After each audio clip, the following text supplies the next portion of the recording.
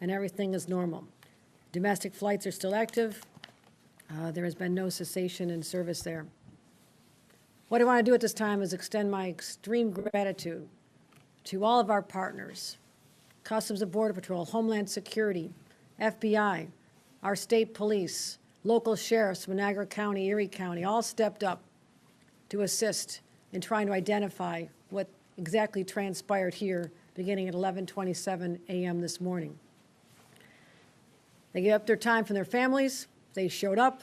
They reminded us that there are people who put on a uniform every single day, put themselves in harm's way. The people out there on that bridge, in the immediate aftermath of what happened, unknown, the source, the cause of this explosion, were out there doing their jobs.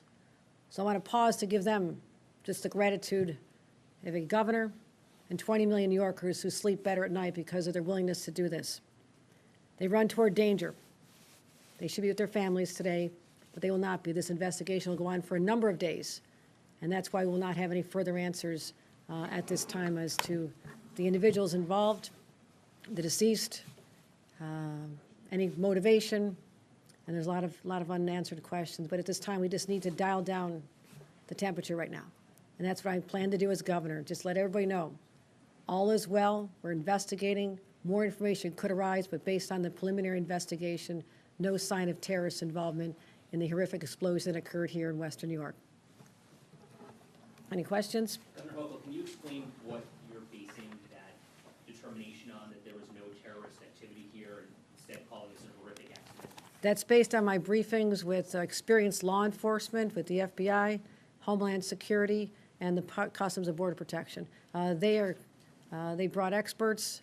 They're still analyzing this, but there's been no indication based on any online threats, anyone taking credit for anything, all the usual areas you look to identify whether or not there's a group involved at this time.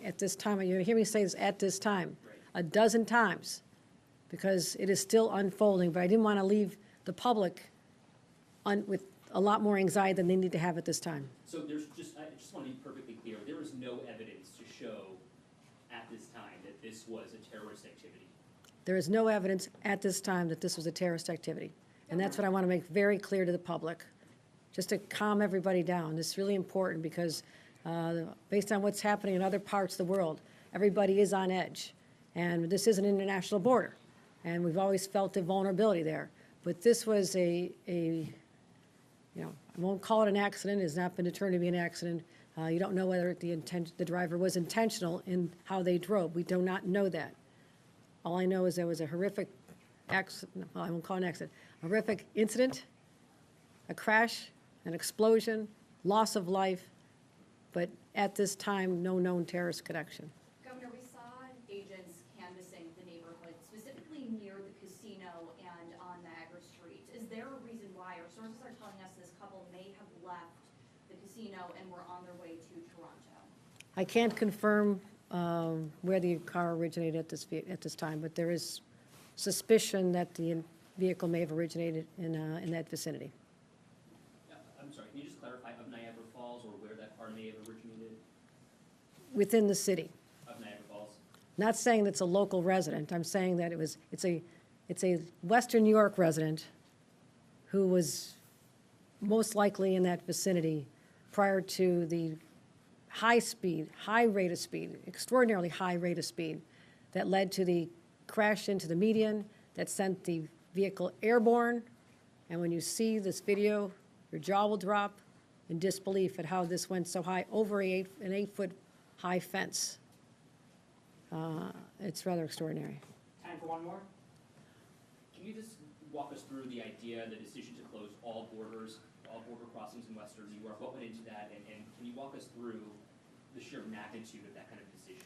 I'm going to turn it over to the representative from the Customs and Border Patrol, Special Agent in charge. That would be Aaron Bowker. Yep. Would you like to address the decision made to close the border? Thank you, Governor. I think anytime you have an incident like this, you want to take an abundance of precaution to protect not only the staff and personnel, but also the public. Mm-hmm. So you make a quick decision like that, and then to go back based on the totality of circumstances, working with law enforcement partners to reopen, we are reopened. Can you walk us through the man who was hurt, the agent, was it a customs agent or was it a border protection? It was a Customs and Border Protection officer. Out of an abundance of precaution, based on some minor injuries, went to the hospital, was treated and released. And what have your conversations with that person been? I'm not gonna get into any other further details at this time. A veteran of the force, or how long? Just gonna leave it at that it was an employee. Have you ruled out suicide? Talking I'm about sorry? the casino. Have you ruled out potential? It's an ongoing investigation, so we're not gonna say anything else at this time. Did you say how many people were injured at the scene, just the one, or was there multiple injuries? From our employees, it was one employee. Just one employee. I think that's something, I mean, it's something we should, when you look at the scale of the scene, of how far the pieces of this vehicle exploded and scattered, the fact that other people in other vehicles, and there's been some damage to other vehicles, I mean, you can imagine, the lines were long, many booths. This is not an isolated late-night occurrence. This is the busiest travel day of the year at 11:27 in the morning. People are on the road, so it was a very congested area, and thank God there was no one else injured. It could have been much more cataclysmic, and so, but thank you all for coming out. I appreciate your attention and helping us let the public know to dial back the anxiety associated with this event. Thank you. Thanks, everybody. Mr. Bowker, really quick, are the booths secure?